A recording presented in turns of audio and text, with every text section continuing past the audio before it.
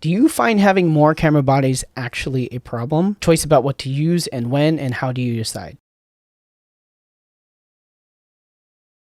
This is like a twofold question. Me having all these cameras, I have a lot of cameras. I have Hasselblad X2D, a 907X, a Leica M11P, XE5, XS20, XM5, X70, Ricoh GR3X, and then a Class CW. And then I have a couple other cameras that I don't use. They're more just like family heirlooms. I have an X100S and an XT20. Most cameras that I have, they have a specific use case. I know when I'm going to use it. You know, the XS20 is my filming camera. XM5 is a B camera. When I need a light camera for video. XE5 is just my daily camera, and also now my like workhorse camera because I sold the XT5. X2D2 is my commercial camera. The 907X is also a commercial one for like a different experience. And then the M11 is now what I'm using for personal work. I think where sometimes I get confused of which one to do is if I have a content project, for example, my new film simulation recipe that I have to work on competes with the priority of like making personal work. That's generally the time that gets confusing. For example, I'm going to go on a trip soon to Disneyland, and because I need to make film simulation recipe examples, I have to bring the XE5 with me, but ideally I would have only wanted to go with like the M11, but I'm going to have to kind of make both types of photos. So that's the only time I get confused. If there's a camera that just sits for a long time, I just sell it now. XE5 I sold because I don't use it anymore. But I think if you get confused about what body to bring, that's really something that you have to come up with like framework of like what's going to be for what. I never regret the camera that I take out though. I feel very confident that any camera that I can take out, I can make the same photo. So I'm not going to be like, oh, I should have brought this other camera. That's not really the case because my skill set and my work can float between any of those cameras. It's just a matter of like right now trying to wind down projects that are dependent on a camera. That's why I'm going to try to get away from camera specific content. Before we get into the next question, I wanted to thank today's video sponsor, Squarespace. I've actually been using Squarespace for over 10 years. Their templates and easy-to-use interface make it incredibly simple to create and maintain a professional-looking website without any coding experience necessary. My Squarespace website was an essential part of how I built my photography business. It allowed me to showcase my portfolio, share recent work on my blog, and also receive inquiries from potential clients through my contact form. If you're one of those photographers relying on your Instagram profile as a sole place to share your work and build your photography business, I would really consider making a website on Squarespace. You can visit squarespace.com/Reggie Ballesteros to start a free trial and get 10% off your first purchase of a website or domain. Thanks again to Squarespace for sponsoring this video. What are the top 3 things you will see in a photo if you are analyzing it critically? I think the 3 things that I look at first, and you'll see this in any of the deep dives or breakdown or critiques that I do of photos, is the first thing I look is where is the light coming from? I try to figure out where the source is and the direction. The next is composition elements like shapes and lines. Where are those and how do those look? And then the last thing I'll look at is just overall spacing and relation between compositional elements. That can include like angles or relationship angles between things, how things are spaced out from the edge of the frame, or how things are spaced out in between different things, just to make sure that is it breathing right? Does it have a pattern, or is it too crowded, or are things blocking each other? What is the most challenging but important thing a beginner photographer needs to learn? I think the most challenging and most important thing a beginner photographer needs to learn is how to trust their vision. That's it. Like, that's the one thing. Because if you can't trust your own vision, you will start doubting and comparing it to something that you don't even know. Once you know what your vision is and start trusting it, your work will start turning into what you want it to be instead of what you think others want it to be. And that is a slippery slope to go down. How do you balance feeding the algorithm versus posting what moves you the most as an artist? The way that I balance this is that what I create as an artist is for me.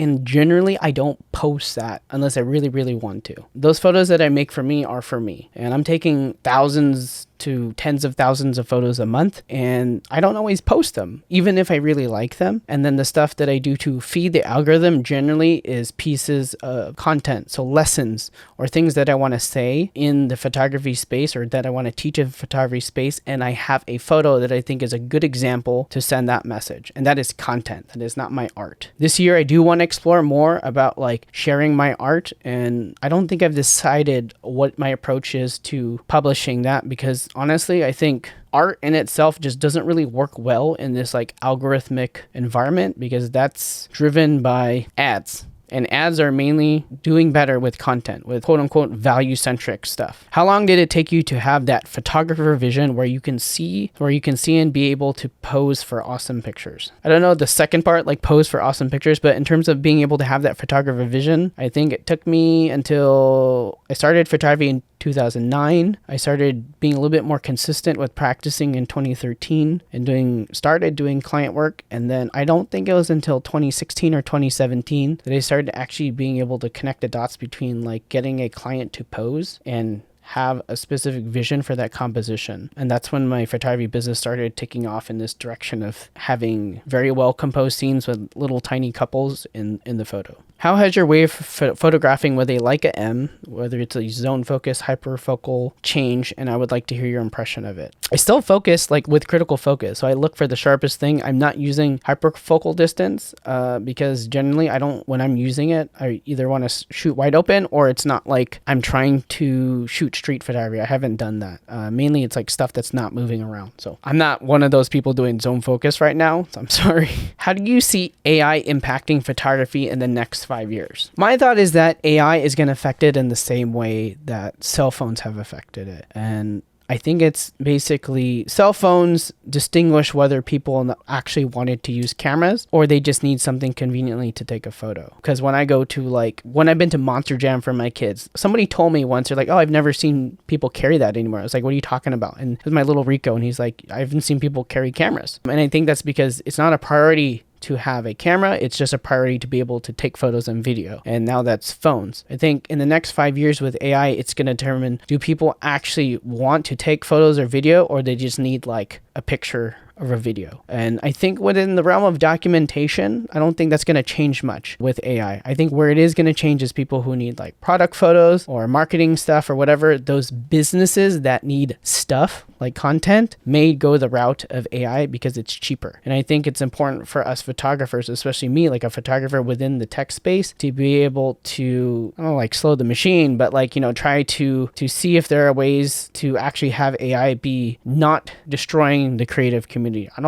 I honestly don't know if that's possible, but that's kind of where we are right now. I could go deeper in that topic, but that's for another day. What do you like to do besides photography? Aside from being with my family, that's one thing I like to do. I like to watch anime and movies, mainly anime though right now. I'm really into automotives and motorsports, mostly watching and spectating, not racing. I mean, maybe one day I would like to race, but I don't have a cool car to race. So F1, Formula D, and drifting I'm into, and then just appreciating like JDM cars and Euro cars. And then I like to build Legos every here and there, but I've been kind of like not approaching that as much as I like to these days. And then pretty much it. I also play video games, mostly motorsport, like racing games, but I haven't done that recently. And then eating and watching movies in the theaters. Those are, I think, my other two things. Those are family things or things that I do with my wife. How do you reconcile taking photos and creating and showing your vision versus sharing them online, which forces you to constantly add posts and worse, reels? Now artists have to be marketing specialists, which is tiring and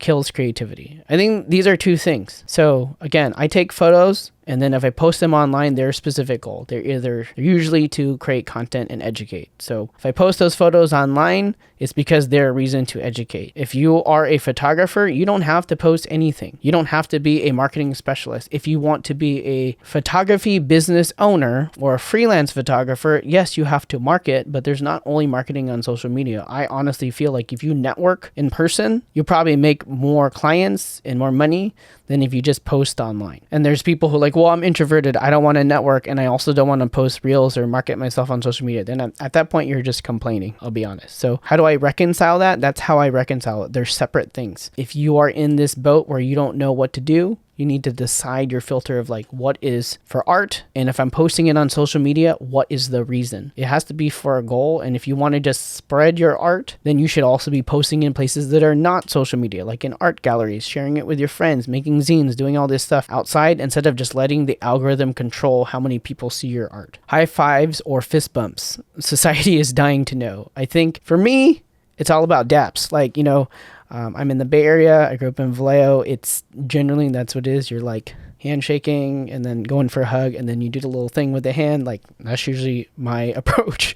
Neither high fives or fist bumps, but if I'm just like, if I don't know you, I'll fist bump you just because it's the more hygienic thing to do, especially if I have a family. Focal length that you use most documenting during the infant and toddler years. I would say the 24 millimeter and equivalent in full frame. That would be like 16 millimeter in Fujifilm, or is probably what I was using the most because that was only available at that time. They didn't have an 18 millimeter 1.4, but in general, I would stick between 24 and 28 millimeters on full frame. So 16 to 18 with kids, because you need to be close. At least if you're the type of parent like me, you want to be close to your kids. You're not going to like photograph them with a 85 and let them just like almost fall off the couch or something. You got to be close. So I think that's the best focal length. Unless they're like sleeping or somebody's helping you out, then probably like a 50, 33, 35 on Fujifilm is what you would use. How am I liking the Leica? I like it a lot. I'm making a lot of work that I'm excited about.